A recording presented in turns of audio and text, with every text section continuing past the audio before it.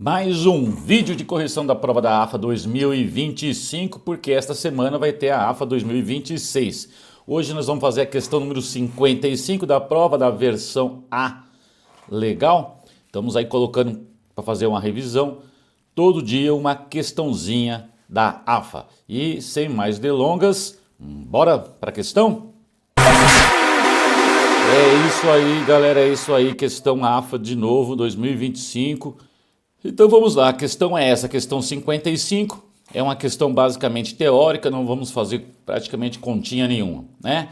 Fala aí sobre uma máquina térmica operando entre as temperaturas T1 e T2, pode realizar quaisquer ciclos indicados no diagrama PV abaixo. Então aqui você tem um diagrama PV, pressão e volume, e duas isotermas, né? Ó, uma isoterma T2, uma isoterma T1, e vários pontos que podem ser ciclos que uma máquina térmica pode desenvolver.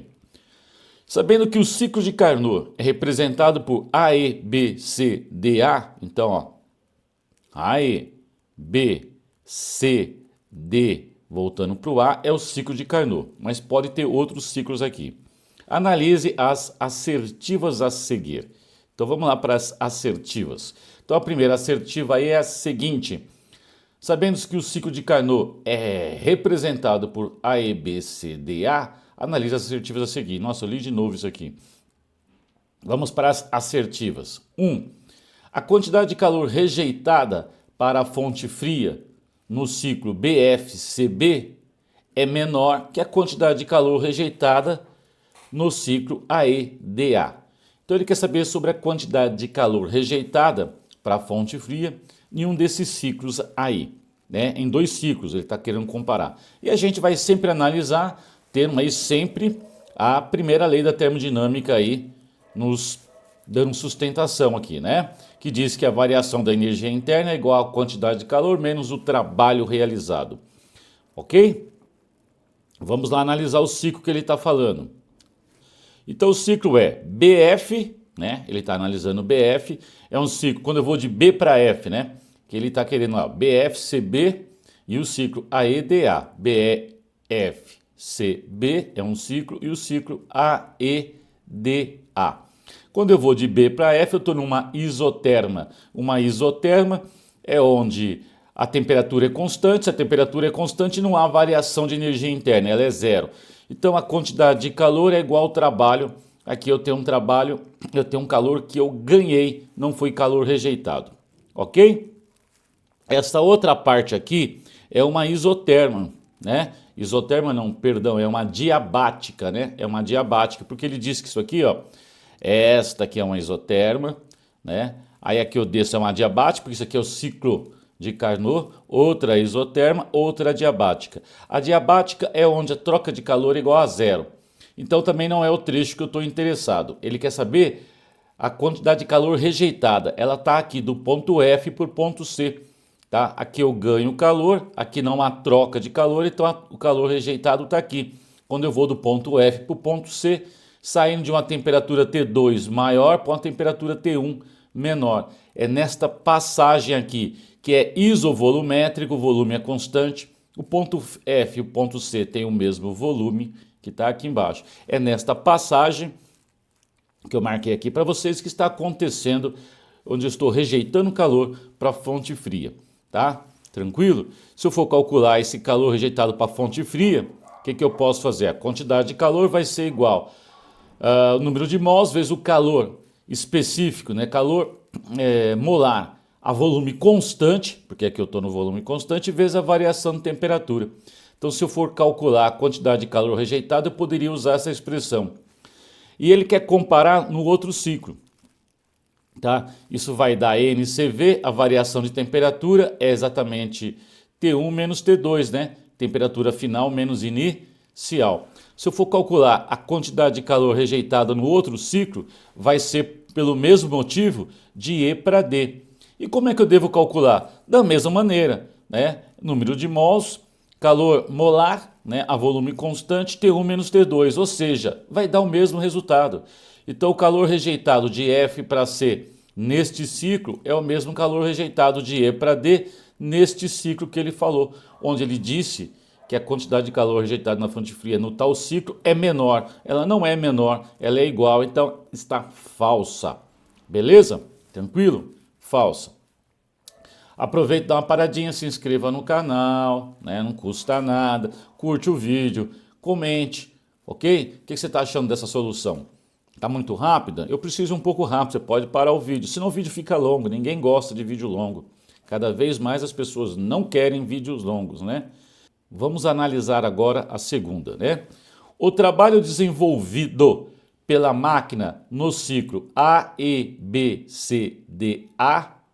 é maior que o trabalho no ciclo AEBCDGA.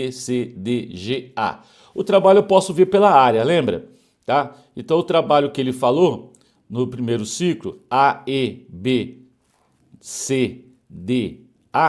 tá aqui, ó, CDA. Esse é o trabalho. E esta é a área que vai me dar o trabalho. E ele está dizendo que esse trabalho é maior que no ciclo AEBCDGA.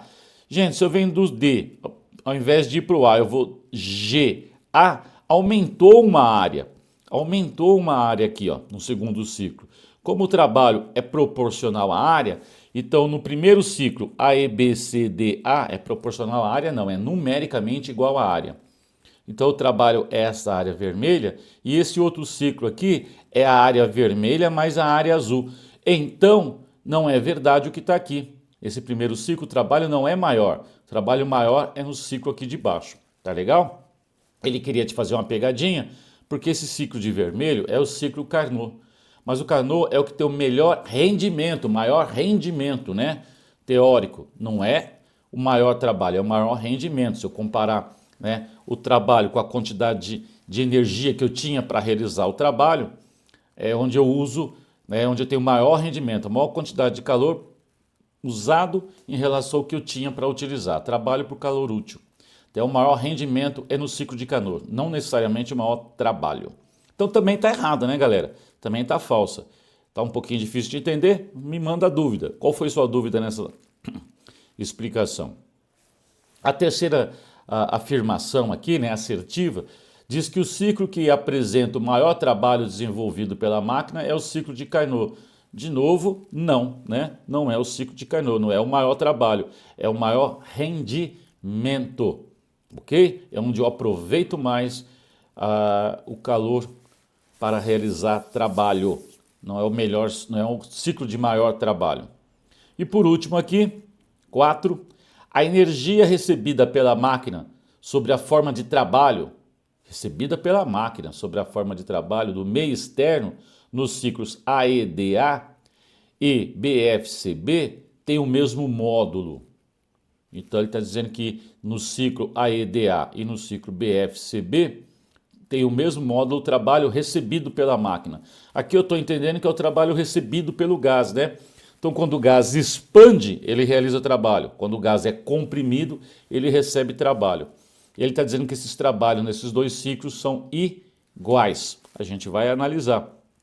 Vamos analisar aqui o primeiro ciclo que ele está me dizendo, AEDA, vamos observar ele aqui. AE, está aqui, D e de D para A. É o mesmo que estava anteriormente, né? Esse ciclo, a máquina recebe trabalho, o gás recebe trabalho quando há compressão. E aqui, ó, de A para E, veja que o volume está aqui embaixo. De A para E, o volume aumentou. De E para D, volume constante. Quando eu vou de D para A, é onde eu estou comprimindo o gás. Aqui existe uma compressão do gás, ok? É nesse trecho que eu vou calcular o trabalho feito sobre o gás. Tá? Exatamente nesse trecho. E ele está comparando com o trabalho no ciclo BF, FC e CB. Aqui também é claro que é do C para B que o volume está diminuindo. Ó. De C para B eu estou andando contra o volume. É aqui que o trabalho é feito sobre o gás. Então na passagem de C para B e de D para A, eu estou comprimindo o gás. Será que esses trabalhos são iguais? Como eu estou em cima de uma adiabática, né? Como eu estou em cima de uma adiabática, como é que eu sei que é uma adiabática? Ele deu a dica que este ciclo aqui, ó, de B para C, de C para D, de D para A, Era um ciclo de Carnot e o Carnot ele tem duas isotérmicas intercaladas por duas adiabáticas. Então é por isso que a gente sabe que ele é adiabática. A adiabática, se a gente for lá na primeira lei da termodinâmica, a gente sabe que a adiabática é aquele que a troca de calor é igual a zero. Ou seja, a variação de energia interna, se esse cara é zero, a variação de energia interna é igual menos o trabalho. Ok? Então vamos lá. Só que se você for analisar a variação de energia interna, que é igual a menos o trabalho nesses dois casos, a variação de energia interna ela é proporcional à variação de temperatura. Lembra que a energia interna é 3 meios de nRT? Talvez eu devesse ter colocado aqui. Então a variação de energia interna está ligada diretamente com a temperatura. Mas veja que no ciclo que ele diz a EDA, a compressão ocorre de D para A, onde eu estou indo de uma temperatura T1 para uma temperatura T2, comprimindo um gás, volume diminuindo. E aqui também eu estou indo de T1 para T2, a mesma variação de temperatura, então é a mesma variação de energia interna. Logo eu tenho o mesmo trabalho. Logo eu tenho o mesmo trabalho, ok? A energia interna aumentou e o trabalho é sobre o gás, ele fica negativo. Então tem o mesmo módulo, logo é verdadeiro, que eu já havia marcado aqui. Tá legal? Conseguiu entender? Então é isso, galera. Curte, compartilha. E como é que ficou? Então a alternativa, as assertivas 1 e 4 são corretas? Não. 2 e 3 são corretas? Não. Há apenas uma assertiva correta? Sim. Todas as assertivas estão incorretas? Não. Alternativa C. Fechou? Espero você pro próximo vídeo, que foi a questão 55. O próximo é dessa questão 56. Beleza, galera? A gente se vê aí.